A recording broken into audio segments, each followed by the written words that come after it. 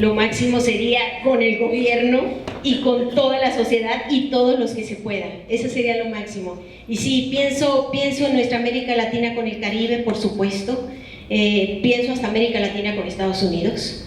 Y en este trabajar, no es solamente las tecnologías, necesitamos mucho el área, por supuesto, de informática, mucho esa sabiduría, pero necesitamos la visión multidisciplinar y social.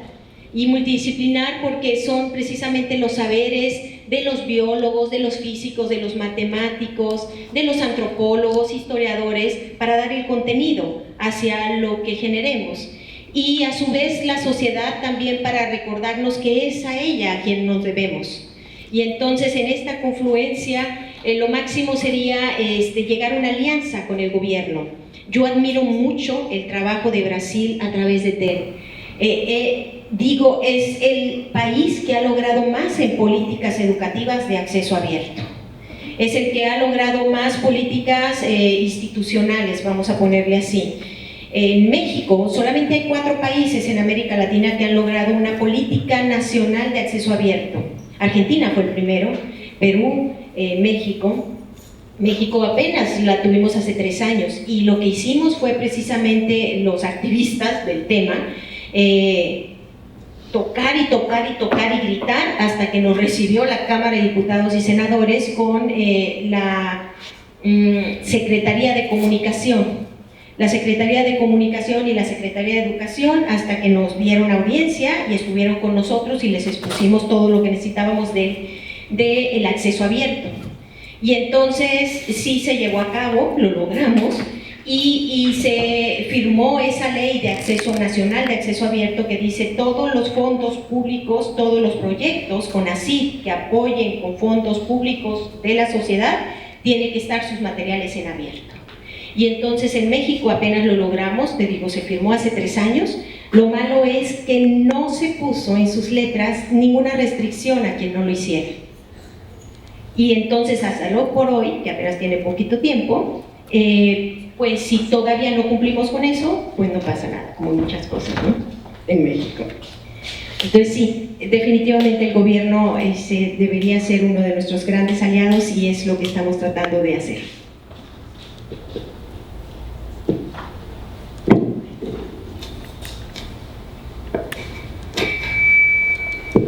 Olá, eu sou o Lucas, eu sou do PGIE, aqui da URGS. Primeiro eu queria agradecer pela mesa. Na verdade, eu tenho uma pergunta assim, que é mais da minha própria pesquisa sobre a relação entre a sociedade e as tecnologias abertas que nós estamos tentando propor, principalmente elas como uma infraestrutura, né? E eu estou tentando amarrar aqui alguma coisa para fazer uma pergunta objetiva mesmo, assim, mas o que me deu muito, o que eu me lembrei com as apresentações foi que em 2010 eles liberaram uma investigação sobre um worm chamado Stuxnet, que tinha infiltrado na infraestrutura nuclear do Irã.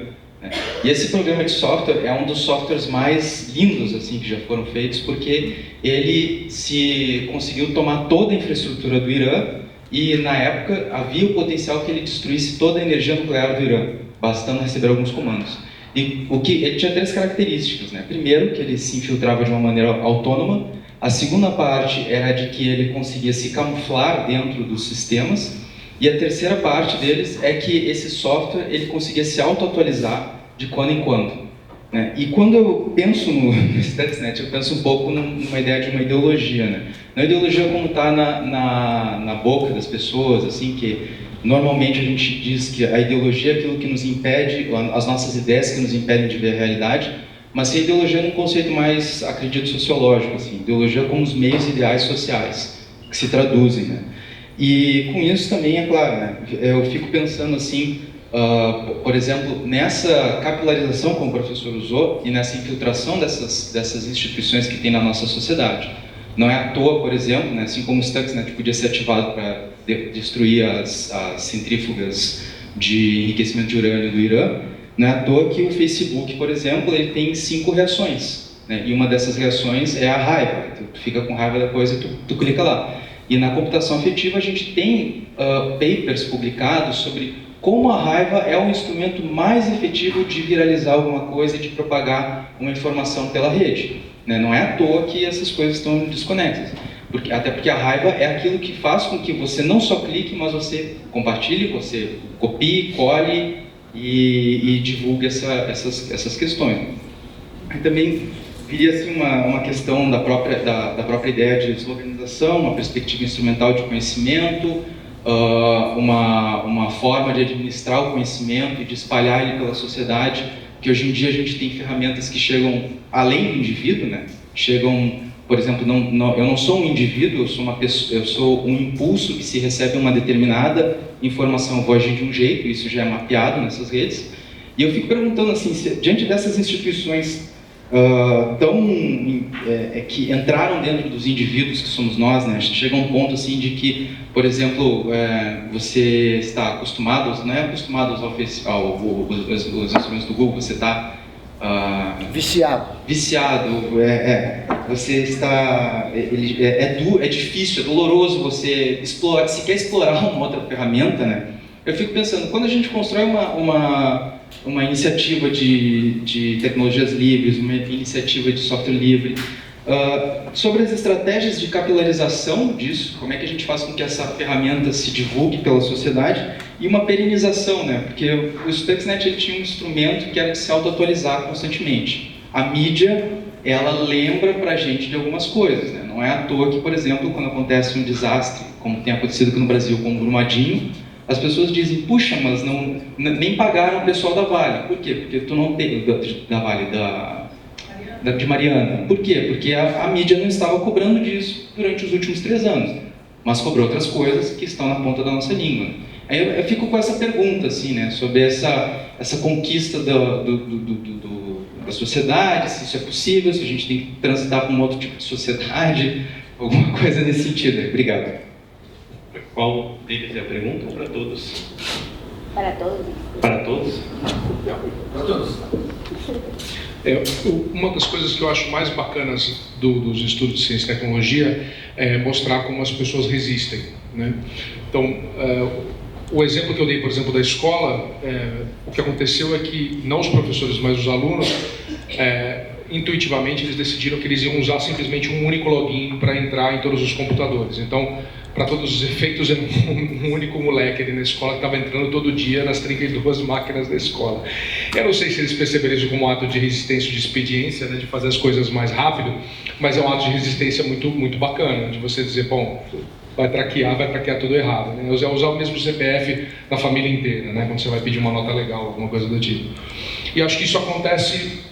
são essas as pequenas transformações que fazem a diferença, né? Que a gente não pode pensar, ou pode, mas com muito poucas exceções, em transformações tecnológicas que são monolíticas, principalmente quando elas têm um fundo ético tão pesado. A história nos demonstra que isso não se sustenta. Mas são essas pequenas resistências que fazem essas fissuras, né, no sistema. Então, a gente está sempre conversando sobre... Agora é uma boa hora de mostrar aqui o mapinha. Então, aqui o mapinha é um exemplo, né? A gente mapeou isso... Desculpa, o Léo trouxe os dados, o Léo Cruz.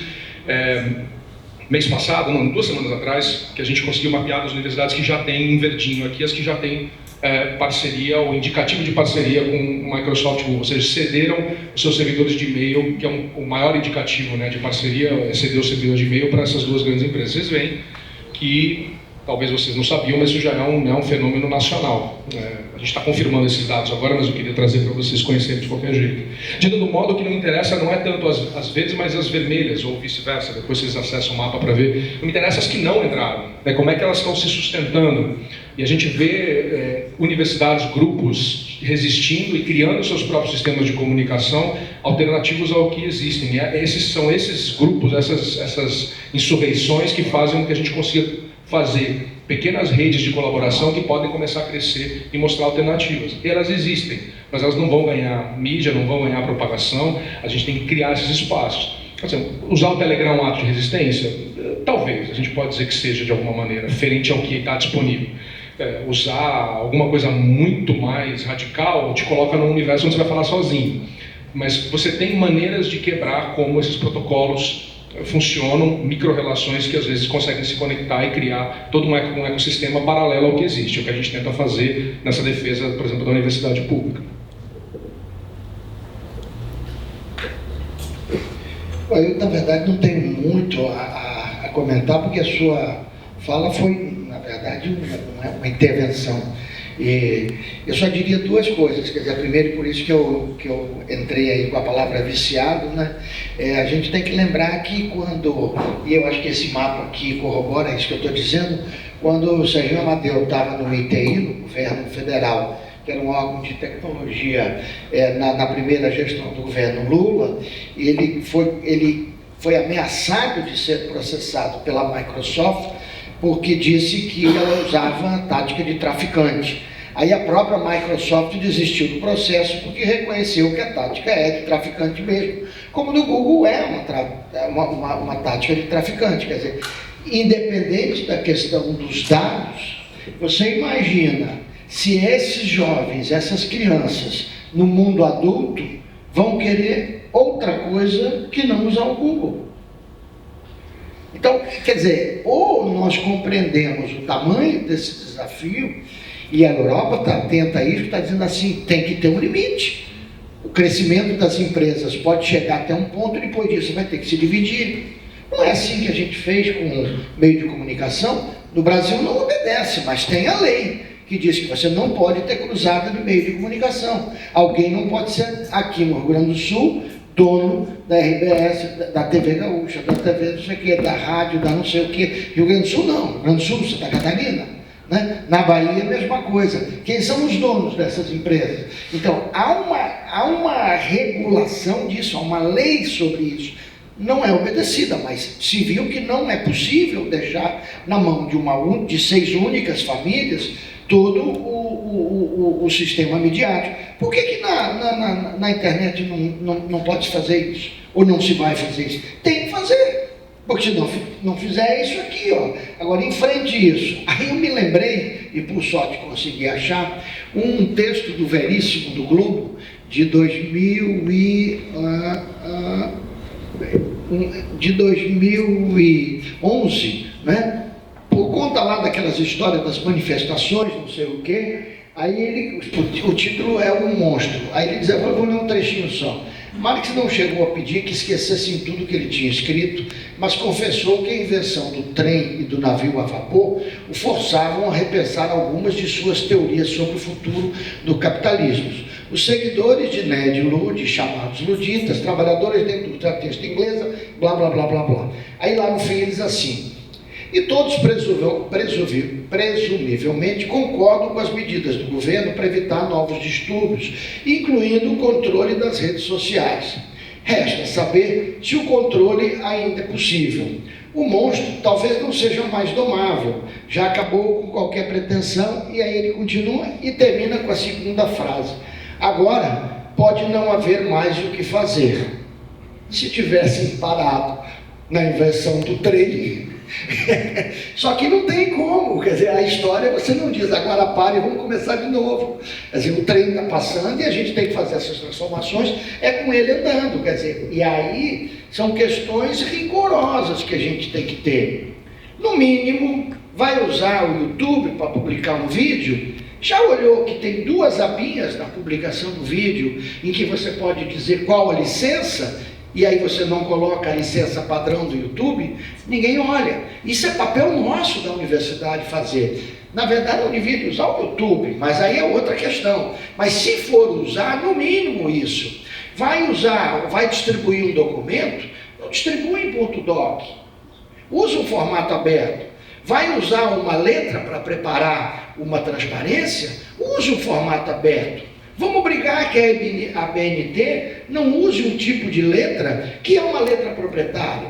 Isso não precisa esperar ninguém, não. Isso não precisa esperar ninguém, não. É uma política que o Conselho Universitário dessa universidade pode adotar. Agora, quantas vezes nós vamos em congressos em que tem 1.000, 2.000 pessoas e enquanto não se está usando o projetor, o computador está com uma bandeirinha balançando ali e a gente olhando uma marca passando para lá e para cá. Ninguém se incomoda. Quer dizer, ninguém não. Eu me incomodo, reclamo. A ponto de que uma vez no SBPC, quando eu entrei na sala, alguém rapidamente pegou e mudou o papel de parede, e no papel de parede estava escrito assim, Nelson esteve aqui. Ficava balançando. Porque não é possível que a gente naturalize isso. E o que está acontecendo é justamente isso. A gente vai naturalizando, vai deixando as coisas acontecer, vão crescendo, crescendo, crescendo, e aí, como é, não dá mais, todo mundo usa, não tem mais o que fazer. Então eu acho que assim, eu estava dizendo, Rafael, que eu fico felicíssimo que no início desse novo centro de cultura da URGS comece com um evento de tecnologia livre, que tomara que isso deixe impregnado nesse ambiente esse espaço, essa filosofia, porque é somente com esses trabalhos de formiguinha por dentro que a gente vai transformar, porque enfrentar isso aí não é fácil, porque são eles, inclusive, que botam nossos congressistas lá dentro, é dinheiro deles, é dinheiro das empresas de telecomunicações, é dinheiro das empresas de mídia, é dinheiro dos lobistas das mineradoras, e por aí vai. Quer dizer, a mídia parou de cobrar a Mariana, né? E o que nós estamos fazendo nas nossas redes sociais para cobrar a Mariana? O que nós estamos fazendo para fortalecer o nosso sistema de televisão pública? Você entra o sistema de rádio e televisão na Bahia público, é sensacional, uma qualidade, não sei como é que está aqui a TVE, eu soube que foi esvaziada, fecharam inclusive, né, a Fundação Piratini, né? Fecharam, não fechou. Hein? Não foi caçado o CNPJ, mas não funciona. Não dá dinheiro, também não tem como fazer. Coisa que nós estamos conseguindo na Bahia, né? Não à toa. Bom, aí uma televisão de qualidade. Mas você vai no hospital público, você vai dentro da própria universidade, quando está na sala de espera, está o quê? Uma emissora comercial fazendo propaganda dela e vendendo a propaganda que ela veicula, porque ela ganha com aquela propaganda, para todos aqueles que estão ali. Quer dizer, então, duplamente ganhando dentro de um espaço público. E ninguém faz nada, todo mundo acha natural. E vale isso para o espaço público, mas vale para um consultório privado de médico. O médico não ganha nada em fazer ali dentro, de repente pode estar fazendo ali dentro daquela televisão propaganda da clínica concorrente. E não está nem aí. Então, essa naturalização das coisas é que vão deixando isso acontecer. Porque eu me lembro, tínhamos 1 ou 2 verdinhos ali, lembra, Théo? Quando a gente começou. Um verdinho ali na Unicamp, ele bradando lá, um verdinho em Santa Catarina, a gente bradando aqui do lado, que era o nosso projeto, estava ali. E isso aí, acho que valeria a pena até se você conseguisse, tem historicamente isso, ver a rapidez com que isso aqui ampliou. A rapidez com que isso ampliou. Então, eu acho que a questão que a sua fala é importante por isso. É dizer assim, e aí, vamos fazer o quê? Essa história da neutralidade da rede, a luta que foi, aí tem gente bacana, da turma nossa, né? E Fórum de Software Livre, Coalizão dos Direitos à Rede, batendo ali, acompanhando dentro do Congresso a Lei de Proteção de Dados Pessoais. É uma vitória que o Brasil teve numa articulação suprapartidária. O deputado Molon o deputado Orlando Silva teve um papel fundamental em costurar aqui e conseguimos uma lei decente de proteção de dados pessoais. Lamentavelmente, na hora de sancionar, Temer cortou as coisas mais fundamentais, que foi a Agência Independente de Fiscalização, que sem ela não adianta ter uma lei boa. O Marco Civil da Internet, a luta que foi o Marco Civil da Internet, conseguimos avançar com o Marco Civil da Internet decente, e as empresas de telecomunicações dando pau até hoje, querendo mudar ele por outras transformações. Na lei do direito autoral, 8 anos do governo Lula, 4 anos do governo Dilma, a lei só fazia, depois de muita audiência pública, rodou, foi para a Casa Civil, voltou para a Casa Civil, foi governo 2, foi Dilma, voltou, morreu, porque tem interesses gigantescos por detrás de uma atualização da lei de direito autoral. Então, é luta cotidiana, não tem jeito. De que continúe lo que se logra, las tecnologías, lo que se haya logrado seguir y que no muere. Y es muy difícil porque sí, está pues contra monstruos alrededor. ¿Y qué es lo que nos queda a nosotros? Es seguir buscando y seguir buscando a ver de qué manera eso puede continuar y crecer. Buscando fondos por aquí, fondos por allá, una convocatoria más para que vaya hacia adelante. Pero ¿saben algo? En un estudio que hice con los repositorios top que tenía España y Portugal, en un sabático, me fui recorriendo cuáles eran las buenas prácticas que tenían estos repositorios. Y nunca voy a olvidar esto que les voy a decir. En el País Vasco, el repositorio, me maravillé en tres ocasiones me maravillé, pero les voy a decir la del País Vasco. La del País Vasco, le digo, ¿cómo logran que los profesores suban su producción académica y científica? O sea, porque también es una lucha. Aunque tienes la infraestructura ahí, venga la cultura institucional, ¿por qué voy a compartir si me costó tanto trabajo a mí? Entonces, ¿cómo logran esto? Y me contestó, porque lo que no se hace por convicción, se hace por envidia. Y entonces los profesores que se daban cuenta de cómo los estaban visualizando en el mundo, se quedaron así, y entonces ellos también entraban a subir. Entonces hay que jugar con muchas cosas, con monstruos, pero también con cultura, financiamiento para que sigan adelante estas tecnologías libres, estos esfuerzos abiertos, pero también con la cultura y con la colaboración. Me permita contar uma coisinha curiosa e dramática da minha vida. O governo do estado da Bahia é um desses verdinhos aí que fez o acordo com o Google. O secretário de Educação que fez o acordo com o Google era o senador, agora não é, agora é secretário de Planejamento, Walter Pinheiro, um dos nomes referências na luta, quando deputado e mesmo antes, pelo software livre. Veja se pode, mas não para aí. Aí a Secretaria de Educação se articula com a Universidade Federal da Bahia, com o setor de educação à distância, para, dentro do Moodle, oferecer para os professores de toda a rede estadual um curso como usar o Google, dentro da minha universidade. Rebati isso publicamente à superintendente e ela respondeu assim: mas com esse acordo com a secretaria, nós conseguimos dinheiro para fazer os laboratórios de educação à distância. Sem ele não teríamos o laboratório. Eu digo, cada um se vende pelo laboratório que quer.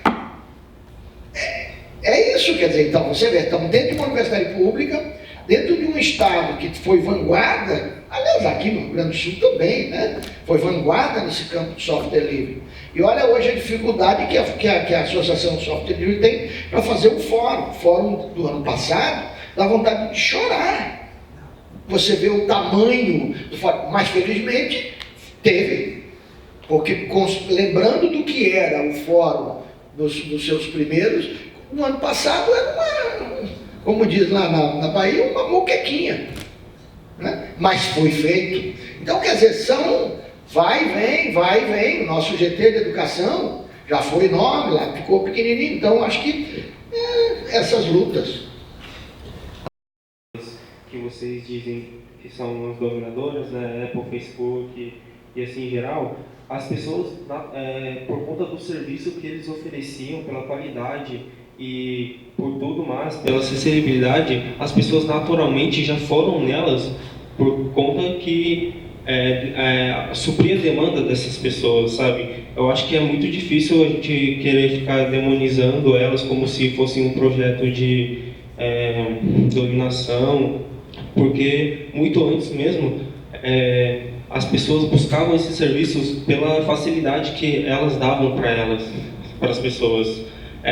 Quando a gente fala de tecnologias livres, a gente tem que pensar que nem todo mundo conhece as iniciativas de tecnologia livres, e por conta disso, e além disso, nem sempre as pessoas que participam desse movimento conseguem oferecer um produto ou um serviço de tão bom quanto as que já são oferecidas por eles.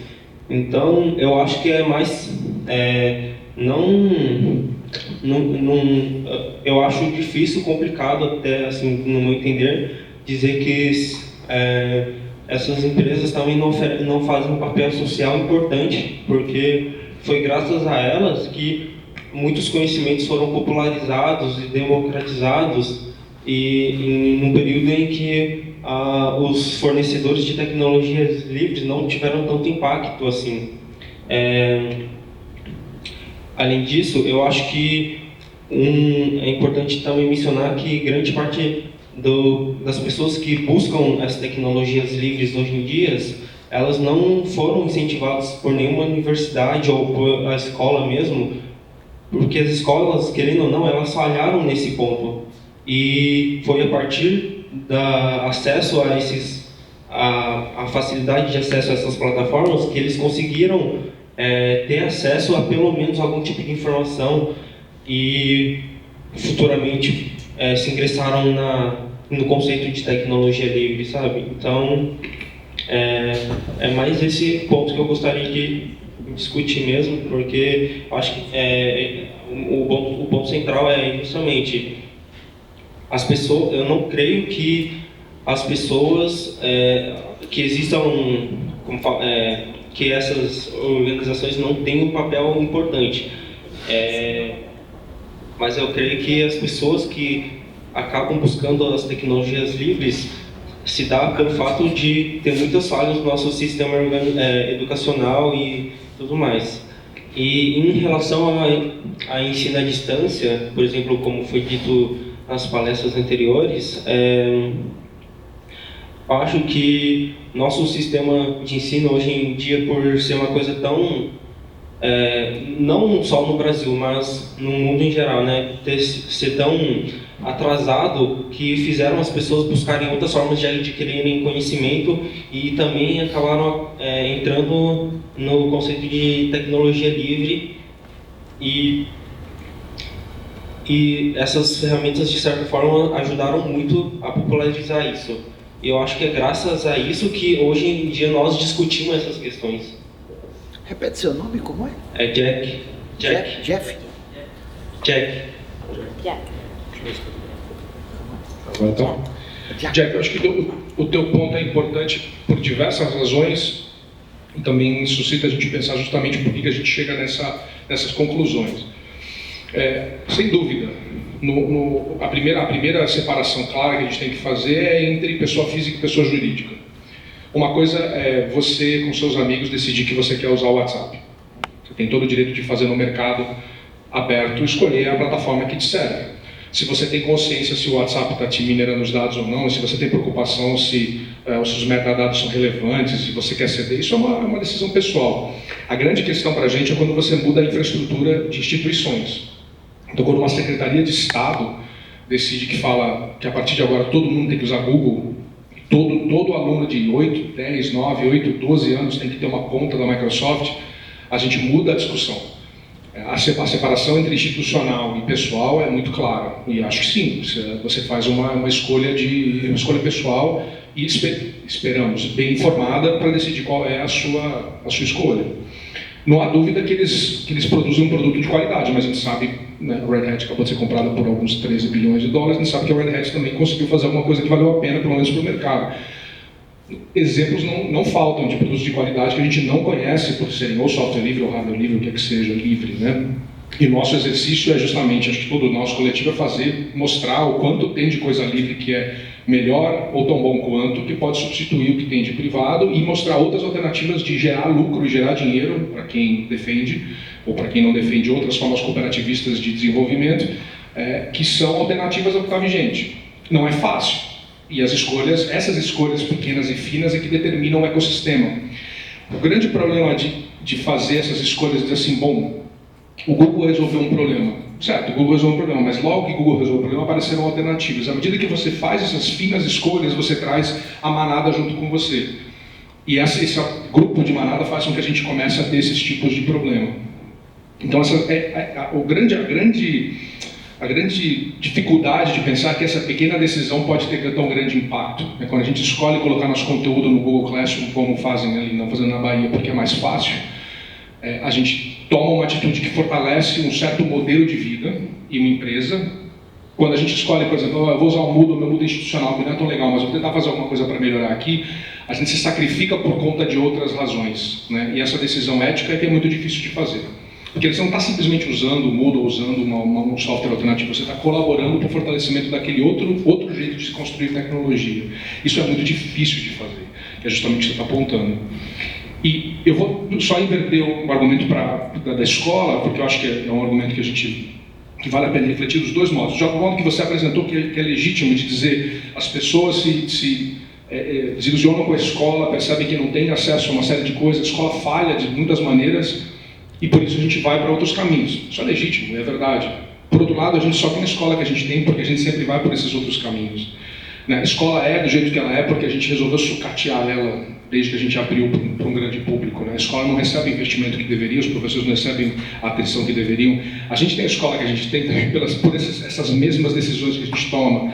E se cada vez mais você enveredar por um caminho onde você fala, bom, eu vou ignorar o valor ético de uma escola pública de qualidade para todos e vou usar o que é mais conveniente, você vai sucatear cada vez mais os ideais que sustentam uma educação pública de qualidade. A gente é agente nisso também. Sem culpar, claro, no dia a dia, como é que você não vai fazer uma outra coisa para resolver o seu problema? Mas você pode fazer as duas coisas, né? Que eu acho que é um pouco das pessoas que estão aqui. Você usa o WhatsApp porque, você precisa falar com uma certa monte de pessoas, mas também você valoriza e colabora com outras coisas para tentar ver se você consegue chacoalhar esse sistema. É difícil viver assim, né? É uma quimera complicada de se viver. E aí todo mundo ri da nossa cara quando você fala que você está usando um software diferente que ninguém usa, ou você usa uma plataforma que não funciona tão bem, ou você faz uma gambiarra porque não é tão legal. Mas as pessoas não entendem que é uma escolha que você está fazendo enquanto você vive nesse mundo que aqui está, tentando pensar como ele pode ser. Y te faltó la de Moodle. Ah, mucho habla. Bueno, es que está muy buena esa anécdota de Moodle. Sí, me gustó mucho, Jack, lo que enunciaste, porque es cierto, así como no podemos solos, ellos también, digamos la empresa y el mismo gobierno, o sea, tenemos que confluir y la sociedad para empujar hacia adelante. Por supuesto, nos han dado muchos beneficios, nos van a seguir dando. Y lo que te quiero compartir, al escucharte, no pude dejar de pensar en Abel García. Abel García es mi estudiante doctoral, un joven de 26 años, y él tenía esa inquietud de cómo hacer para hacer cosas diferentes. Y estamos trabajando en un proyecto, en su tesis doctoral, sobre empujar competencias de emprendimiento educativo y social a través del apoyo de la triple hélice: universidad, gobierno y empresas. Y entonces es todo un reto, porque lo que queremos empujar es cómo a través de nuevas formas de procesos de enseñanza-aprendizaje desde la universidad, nuevas formas, no las tradicionales, en alianza en la triple hélice podemos llegar a generar cosas diferentes. Y la vamos a tener muy difícil porque actualmente en México no son deducibles de impuestos el apoyo social o el apoyo hacia la investigación, como sí lo podemos ver en otros países, España por ejemplo, Santander, empresas que son deducibles de impuestos y entonces dan bolsas para tal y cual cuestión. En México todavía no. Entonces no son deducibles, y las empresas que sí las tenemos, poquitas, y es a donde vamos a hacer el estudio, las socialmente responsables, es ahí donde vamos a enfocar nuestro esfuerzo de la alianza de gobierno, universidad y las empresas socialmente responsables para tratar de empujar esas colaboraciones de nuevas formas para la sociedad. Gracias por tu pregunta, me encantó. Hola, gracias por las charlas. Me resulta muy reconfortante ver ejemplos digamos, los ejemplos que contaron y ver el entusiasmo con el cual mucha gente está trabajando por tecnologías libres, por educación libre. Sin embargo, en la mayoría de los casos es trabajo de trinchera, es arremangarse y meterse en el lodo. Son años y años, como decías, de batallas para conseguir alguna ley o algún avance legislativo que después no se reglamenta o que después cambia el gobierno y vuelve para atrás. y mi duda es si no hay alguna forma de hackear el Congreso directamente y intervenir. No dejar de hacer lo otro, porque lo otro es fundamental hacerlo y digamos, la resistencia funciona con el corazón y no va a dejar de existir.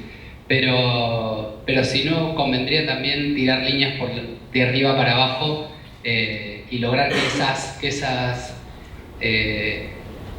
esos efectos que tienen las empresas poder ser neutralizados por lo menos o contrarrestados por activismo a nivel de Congresso. Oi, boa tarde, meu nome é Yasmin. E na fala do Nelson, eu acabaram me ocorrendo várias coisas. E para eu construir minha pergunta, eu quero partir de dois pressupostos, assim. O primeiro é que a gente vive num modelo e com um governo que não parece tão interessado em emancipar as pessoas pelo processo educatório. No caso, a gente vê muito esse dilema, né? Será que as escolas estão formando pessoas para o mercado de trabalho ou estão formando cidadãos conscientes? E o outro pressuposto também é que quando o Nelson colocou a tirinha do Castro Alves e da Mãe de Santo, esse sentido de você introduzir novos saberes, novos conceitos dentro da universidade, reconhecer eles, seria uma forma de hackear a educação. Tipo, tornar mais acessível seria uma forma de hackear a educação. Então, nesse sentido, a gente tem um governo que não é tão interessado em hackear a educação, mas a gente também tem políticas públicas, como as cotas, que estão promovendo um maior acesso de grupos sociais fragilizados à universidade. E a minha pergunta é a seguinte: as políticas públicas podem conversar com esse processo de hackear a educação? Se sim, como?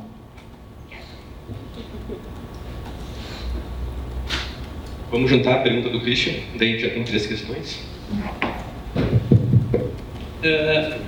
Primeiro eu queria fazer um relato brevemente, professora, que eu fiz o curso de mini eólica do Observatório em 2015 e foi o que me deu a base para mim estudar sobre mini eólica. E eu faço os cursos, já fiz 3 da Universidade de Monterrey e sobre microgeração, smart grid. Eu sou um assíduo dos cursos, acho fantástico e muito obrigado por fazer isso. Sim, né? E daí eu queria fazer uma pergunta mais pro Theo, que é assim, eu vejo muitas pessoas falando, por exemplo, né, vamos usar o WhatsApp porque todo mundo está no WhatsApp, coisa assim, fala da importância, ética, enfim, só que me parece que eu não consigo comunicar o valor de usar isso, sim, e as pessoas meio que ficam tipo, esse teu argumento aí para usar o Telegram em vez do WhatsApp não faz muito sentido, a gente tem que usar onde o pessoal está, assim. Então eu fico pensando onde que já aconteceu tanto uma regressão ética, né, dessas pessoas, ou elas não se dão conta de que não é ética a ação delas, né? Ética, né, no caso. Então, como comunicar isso de uma maneira que gere uma reflexão, assim, né? Que me parece que só quem escuta, que quem já tem uma predisposição para, tipo, faz sentido. Mas as pessoas que não estão tão conectadas meio que passam, assim. E daí a outra questão seria pro Nelson, que, assim, a questão de hackear a educação por dentro dela, eu fico vendo, assim, eu não sei quanto, eu acho isso muito válido, mas ao mesmo tempo eu fico vendo o quanto que talvez não seja bom também utilizar as instituições existentes para investir em novas instituições, assim, que possam estar aos poucos se beneficiando dessas instituições que já existem, como um meio de realmente criar algo radicalmente novo, porque inserir, por exemplo, se eu estiver falando alguma besteira, por favor, digam, né? Mas, por exemplo, o CTA é muito transformador na URGS em si, só que ele não tem visibilidade e é meio que algo que vai ganhando visibilidade na medida que tem interesse em tirar valor dali, mas no fundo não é para levar mais ao alcance as tecnologias livres, né? É só um interesse, sim. Então, tipo, E eu fico me perguntando, será que o CTA vai crescer dentro da academia, ou essa visão de tecnologia livre, porque a gente é esse o meio, ou a gente não deveria, por exemplo, emancipar o CTA da URGS de alguma maneira, com uma parceria CTA-URGS, né? Não querendo desfazer essa história nem nada do tipo.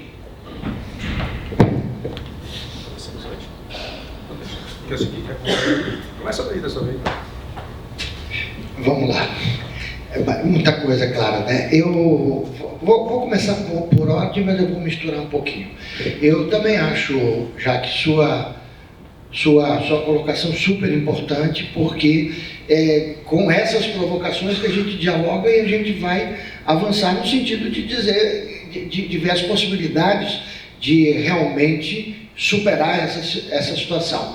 Aí você diz assim, eu acho que a essência da sua fala é mostrar que a educação falhou. E aí nós estamos de acordo. Então, a educação falhou, ela está falhando, ela não está dando conta. E por isso aparecem propostas como a de Christian, que diz assim, vamos tirar isso que está funcionando e botar ali do lado de fora. Só que o mastodonte continua aqui, funcionando, consumindo dinheiro, e ele não está funcionando.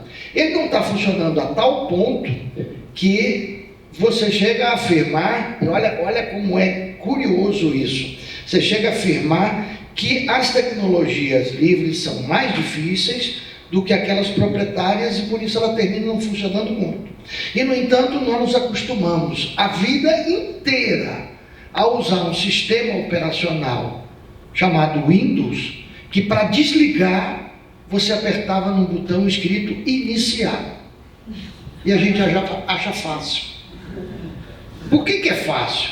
Porque nós fomos adestrados a apertar naquele lugarzinho que seria o último lugar do mundo que você ia apertar para desligar um sistema operacional, apertar ali e desligar. Você percebe? Quer dizer, então, esse mapa está mostrando isso. Quer dizer, esses meninos aí, se a escola, se nós não enfrentarmos isso, eles vão achar que navegar no Facebook é internet. Que procurar no Google é o único lugar. E muitos colegas nossos dizem isso. Põe no Google. Eu digo, eu ponho no buscador que eu quiser. Aliás, eu ponho sempre 2 ou 3 para ver. O Google é bom. Mas por que o Google é bom? Por isso. Então, mas agora, existem pesquisas, e uma delas feita por uma jornalista do The Guardian, mostrando como é tendenciosa a pesquisa no Google. Quando o Temer começou com a campanha da reforma da Previdência, eles tentaram fazer um acordo com o Google e o Lauro Jardim do Globo, então, né, comunista, aliás, agora os comunistas são ótimos, né? Estão dizendo de que Mainardi, Reinaldo Azevedo e mais um que eu não me lembro quem, são comunistas, quer dizer, são extrema esquerda, quer dizer, está virando uma coisa fantástica. Mas o Lauro Jardim denunciou esse acordo, de que se você fizesse busca pela Previdência, aparecia em primeiro os resultados favoráveis à reforma da Previdência. Então, de fato, eu acho que você está correto. Quer dizer, como as escolas falham, e aí você fala na educação à distância, mesma coisa, como a educação está falhando, aí aparecem essas empresas de educação à distância que oferecem cursos rapidinhos e baratinhos, o cara diz, eu preciso mesmo do diploma, eu não sei nem se eu vou ter emprego, então ele pega e faz isso rapidinho. E ainda é capaz de dizer que aqui é ruim, porque aqui tem greve, olha que coisa atrasada, greve. E não percebe que isso tudo faz parte de algo fundamental, que é a formação do cidadão político. Greve, está lutando para saber quem matou Marielle, está lutando para escolher a reitoria, está lutando para que as políticas do CTA sejam políticas públicas, institucionais e não políticas de um pequeno grupo, de um bravo professor que fica lutando para que a editora da universidade tenha uma lógica aberta, como é a da UFBA, a EDUFBA. Todo professor que publica na EDUFBA sabe que 6 meses depois o livro está em acesso aberto no repositório institucional. Ainda falta, no livro, está um sistema de licenciamento explícito. Não está. É aquele tipo de, assim, está ali para você usar, mas não tem uma garantia legal de que você pode fazer o que quiser com ele, porque não se preocupou em fazer o trabalho completo.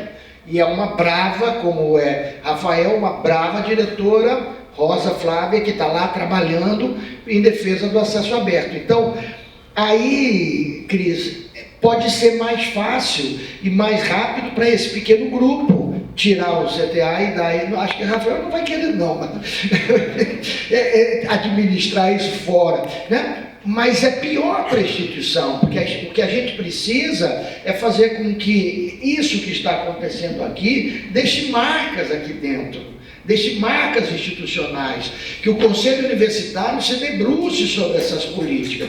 E aí eu vou dar um exemplo para vocês que eu vivi, né? Eu fui 2 vezes candidato a reitor, obviamente não eleito, né? E nas 2 campanhas, né, a turma que me fez ser candidato a reitor, em determinados momentos, dizia assim: mas vá devagar com esse negócio aí de software livre, né? Isso não vai ter voto, vai devagar. Eu digo, não, ou eu vou ou eu não vou. Assim, eu não vou abrir mão desses princípios. E em alguns momentos fui chamado como candidato para debater em alguns lugares sobre questões da política universitária, sobre a relação da pós-graduação com a graduação, sobre a relação dos centros que existem nas unidades, que são maiores que as unidades, com as unidades. É difícil, a gente conversava isso, reunião de departamento é uma coisa difícil, mas não pode continuar assim.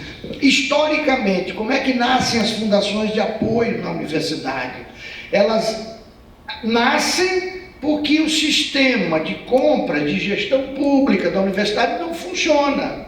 Aí criam esses monstros chamados Fundação de Apoio, que passam a não funcionar também, certo? E vira um espaço de outras coisas, como a UNB viu, como a nossa UFBA viu, aqui eu não sei como é que isso aconteceu, viu também. Então, quer dizer, toda vez que a gente sai do institucional, né? E do ponto de vista de TI mesmo, a gente conversava no intervalo, toda vez que a gente sai do institucional e deixa o institucional grandão e cria mecanismos, aspas, facilitadores mais simples para poder crescer, a gente pode crescer isso aqui, mas não vai ganhar escala, porque o que a gente precisa transformar, e aí é hackear mesmo, é a instituição, é o Congresso, é a Secretaria de Educação, são os movimentos sociais, no sentido de que eles de fato tenham essa possibilidade. Então, quando o Yasmin coloca, para mim, de forma corretíssima a sua introdução, é possível hackear? É. Agora, como eu não tenho receita? Se tivesse, seria simples. A gente vai hackear na medida do possível. Dentro do Congresso, Alex, tem um laboratório hacker. Dentro da Câmara dos Deputados. Trabalho de como é o nome dele? Hein? Marcon e outros, né? Cristiano Ferro. Um trabalho sensacional. Miudinho.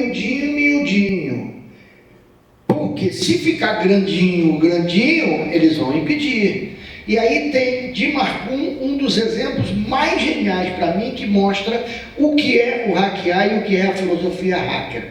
Você sabe que para entrar no Congresso Nacional é toda uma burocracia entre elas da roupa que você veste, né? Não entra sem paletó, sem não sei o que, parará. Chega um dia, Marcum de saia, tá? E começa a ir lá para o laboratório hacker. Quando ele vai passar na portaria, os 3, 4 seguranças, epa, não pode. Aí ele diz assim, mas é o laboratório hacker. Ah, vai. Aí entra. Então, quer dizer, começou a hackear ali dentro. Na Assembleia de São Paulo, tentei rapidinho procurar aqui, não encontrei, li há 1 ou 2 dias atrás. Uma candidata não é uma, são 9. São 9 militantes do vegano, do ambiente, da agricultura familiar, fizeram um coletivo Na campanha disseram que o voto era para dar para ela, porque o sistema ainda não permite um mandato coletivo, e só ela vai no plenário, mas ela não vai no plenário defender as posições dela, ela vai defender o trabalho desses novos. Esse é um como? É o único? Não.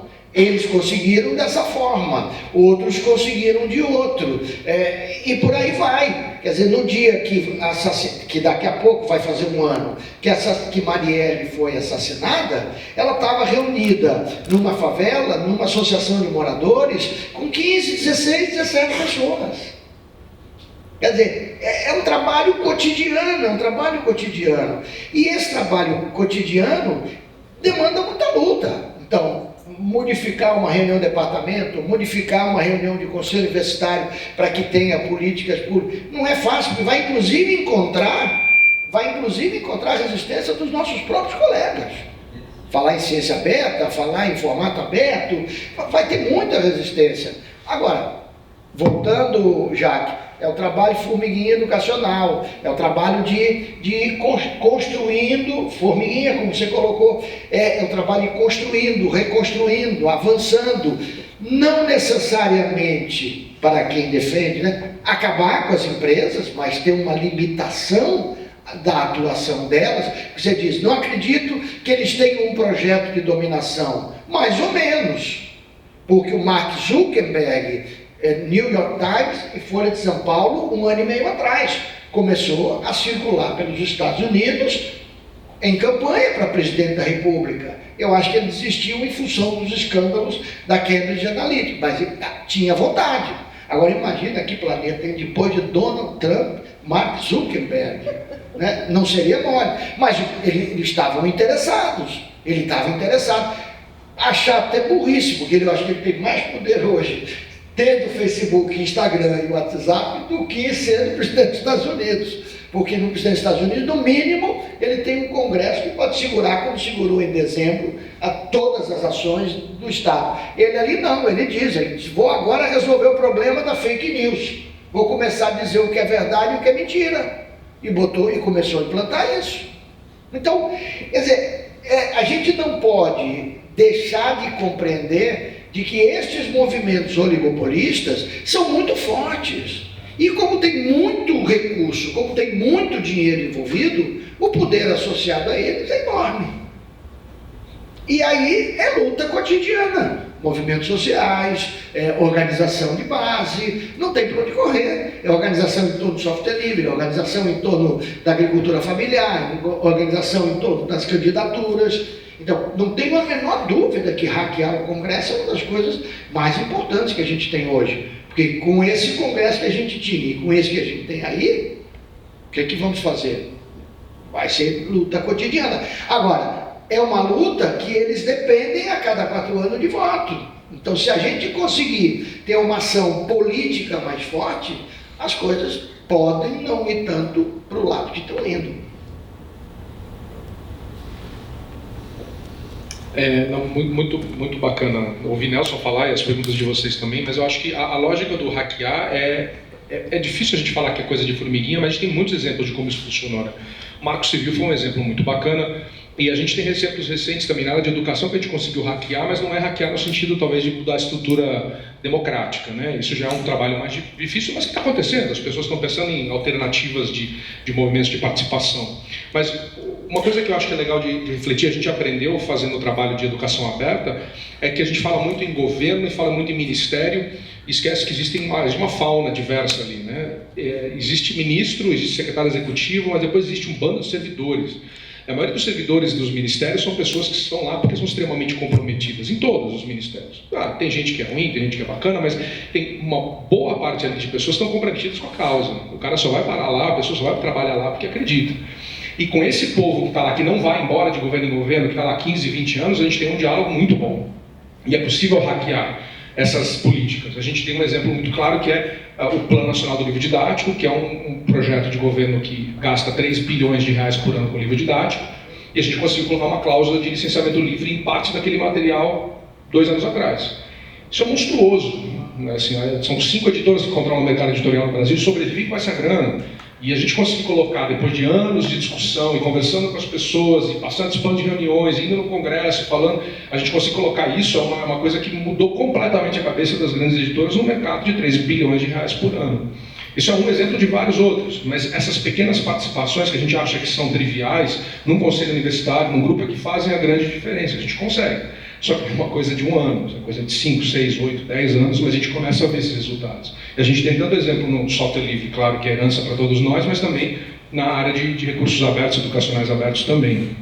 E aí é uma coisa que aí volta para a discussão ética, que eu acho que é super importante, que está começando a reconhecer na área de educação aberta e de recursos educacionais abertos, é aquela frase do Evolt que eu coloquei ali no começo. Existe uma ambiguidade nesse movimento, né? Então, para pegar uma coisa mais próxima do que a gente está discutindo, o movimento maker ele pode ser extremamente emancipatório, mas extremamente conformista. Dependendo com quem você vai falar, você pode promover o movimento maker como uma coisa que é extremamente emancipatória, Paulo Freire e tudo mais, ou você pode usar o argumento de que, na verdade, você quer que as pessoas tenham habilidades manuais e desenvolvam competências para a indústria. O resultado final pode ser muito parecido, mas o processo pelo qual você se engaja e as razões que você propõe para as pessoas avançarem aquilo podem ser radicalmente diferentes. Aí vai da ética, tanto do movimento como a sua, o quanto vale você propagar esse movimento para ter um resultado final no qual você quer influenciar e quer direcionar, e qual argumento você usa com quais pessoas para avançar. E essa é a ambiguidade do aberto, do livre, que a gente tem que pensar o tempo todo, né? Não é, eu estou mexendo no movimento maker, então claramente eu sou uma pessoa emancipatória. Bom, não. Independente se você for falar com um congressista, talvez tenha que usar outro argumento. E acompanhar isso até o fim para garantir que não vai dar porcaria, né? Que não vai para o caminho que você não queria. Mas a gente tem esse comprometimento ético no meio do caminho. Eu acho que, como a gente muda, eu insisto nesse exemplo das instituições também, que nem Nelson, porque eu acho que a gente tende a desmerecer as instituições como sendo, não estou dizendo que você disse isso, tá? Mas velhas, arcaicas, que a gente precisa destruir, as instituições começar do zero. E a história das instituições educativas demonstra que isso nunca deu não certo, né? Nós não somos os primeiros a achar que as nossas tecnologias são as que vão transformar a educação. Historiadores estudam isso há muito tempo, e há 100 anos a gente tem movimentos de pessoas achando que eles vão acabar com a escola e criar uma coisa nova. Provavelmente não vai acontecer. O que a gente vai fazer é transformar. E os outros argumentos paralelos de que a gente não transformou a escola esse ano são estúpidos. A gente transformou muito a escola nos últimos 100 anos, parcialmente por conta dessas investidas. E aí, eu volto, por exemplo, que eu falei do professor no WhatsApp na escola, na sala de aula, porque a instituição faz essa transformação. Se você chegar para os seus alunos que você está formando, principalmente eu sou da faculdade de educação hoje, né? Eu chego com os meus alunos e falo, vamos todo mundo criar um grupo no WhatsApp, você está reforçando o sistema.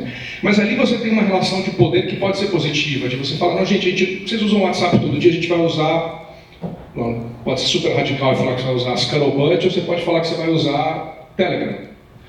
Se você tem capacidade de fazer uma coisa ou outra. Mas não é porque você talvez endossa o Telegram como a melhor solução, ou o Signal, porque, enfim. Mas é que você vai mostrar uma realidade alternativa, nesse sentido de dizer, olha, tem outras coisas.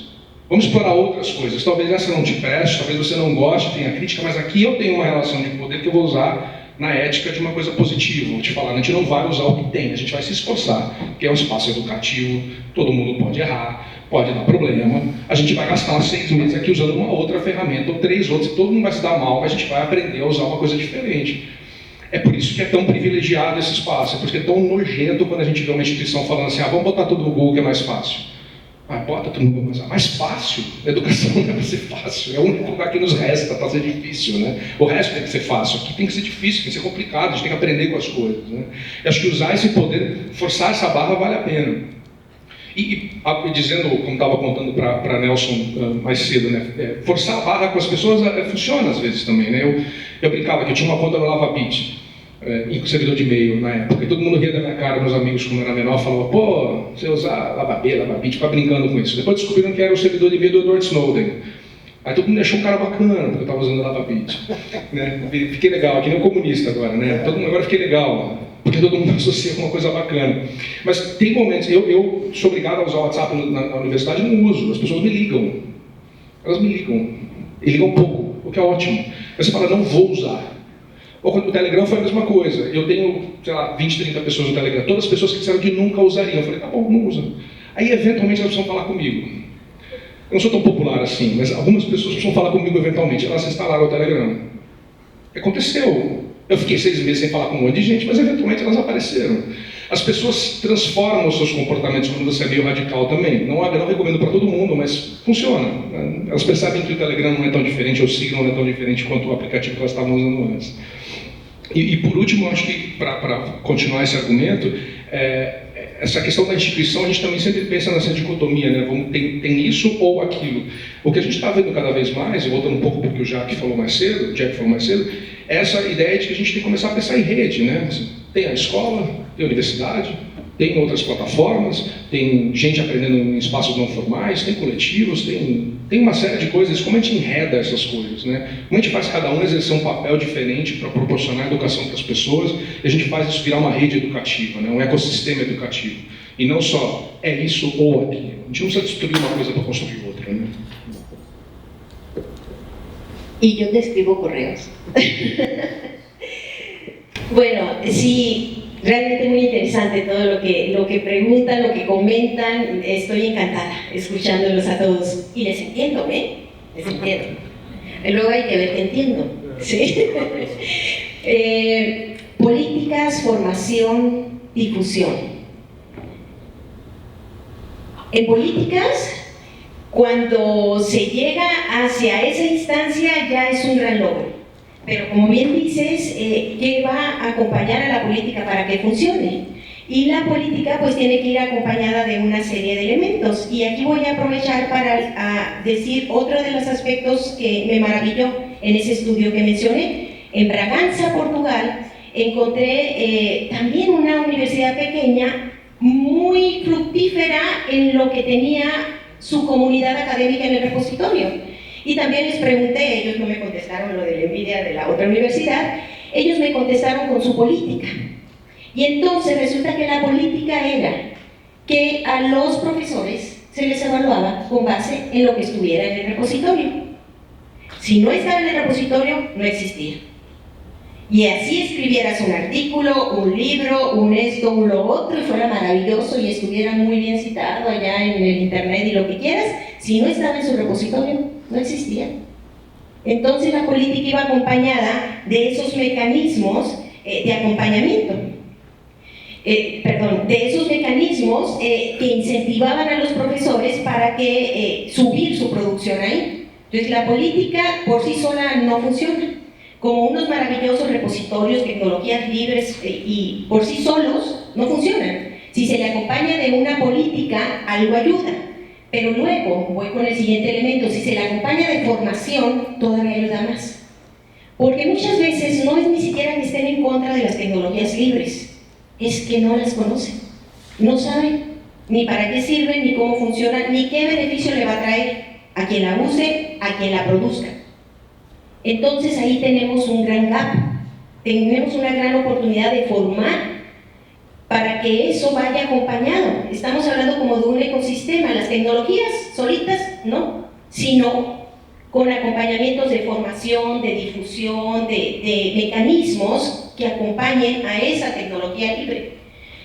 Y es ahí donde voy a enunciar un segundo elemento de unos físicos. Fue la tercera cosa que me maravilló en ese estudio.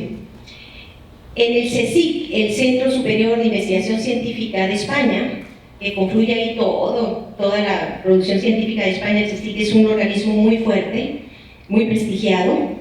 Llegaron unos físicos, me lo dijo la administradora del repositorio de la tecnología, que los puso en jaque, los hackeó, porque llegaron unos físicos, una pareja, con una serie de, ¿cómo se llamaba? Ya ni siquiera me acuerdo de los, donde grabábamos, no eran los cassettes, los DVDs, los DVDs. Y entonces llegaron con una serie de DVDs, con una maleta, que traían los datos de 12 años que habían colectado esos físicos, 12 años. Y llegaron con la administradora de esa tecnología libre, del repositorio, y le dijeron, queremos que subas estos datos, que nos ha llevado 12 años colectarlo, en el repositorio, de una manera libre, para que los físicos del mundo hagan con ellos lo que quieran. Ciencia abierta. Estoy hablando de hace años. Hace años Ciencia Abierta todavía no tenía el nombre que tiene ahora mismo.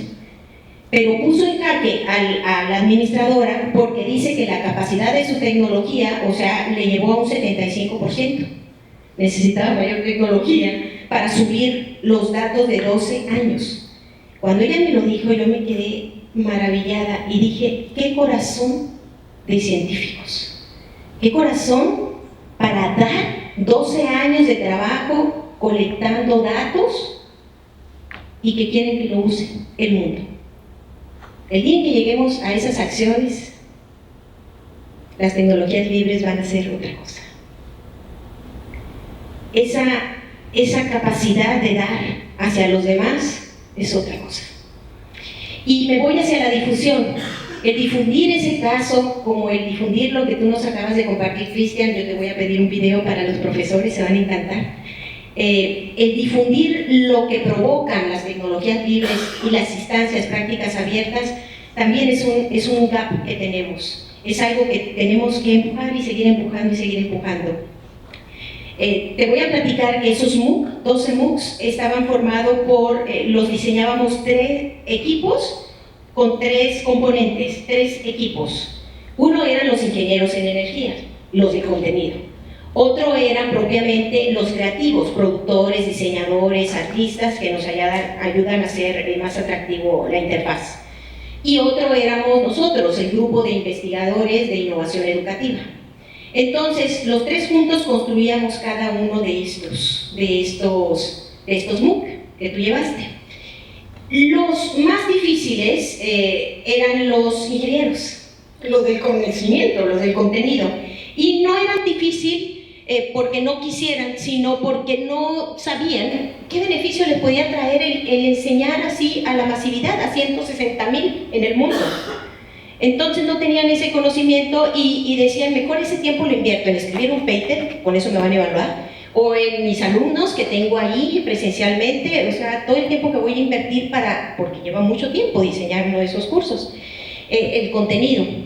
Bueno, pues con lo que tú quieras, nos las amañábamos, una palabra que usaste ahí también en portugués y era muy parecida, para convencer a estos ingenieros, que no era mala onda, decimos en México, no era mala vibra, sino simplemente no le veían el caso, pero entraron y lo hicieron.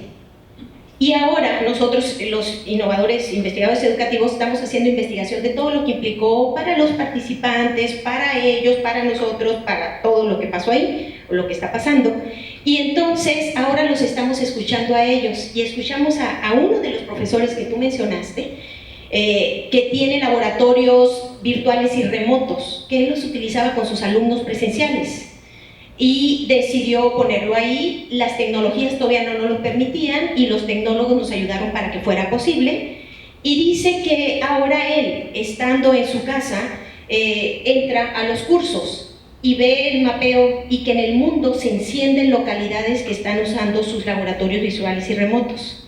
Entonces él da clic ahí y te encuentra, por ejemplo, a ti, que estás en Porto Alegre y entonces entra y él ya, esa satisfacción que siente que alguien en Porto Alegre esté usando esa tecnología, dice, ahora lo escuchamos nosotros, valió la pena. Los desvelos, los trabajos, todo, dice, por ver eso.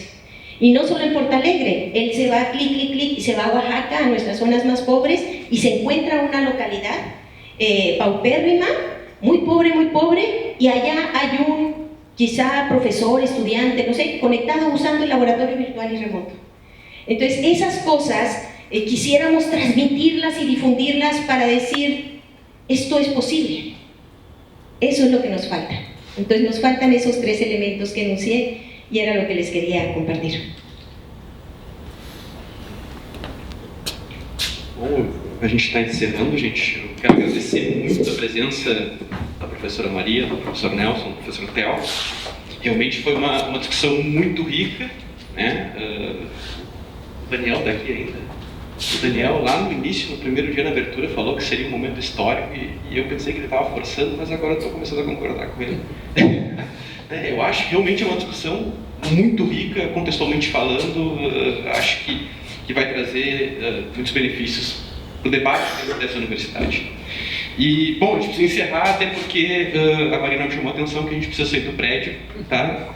Porque o prédio fecha daqui a pouquinho, a gente tem que liberar os funcionários que estão aqui. Muito obrigado e a gente se encontra amanhã de manhã.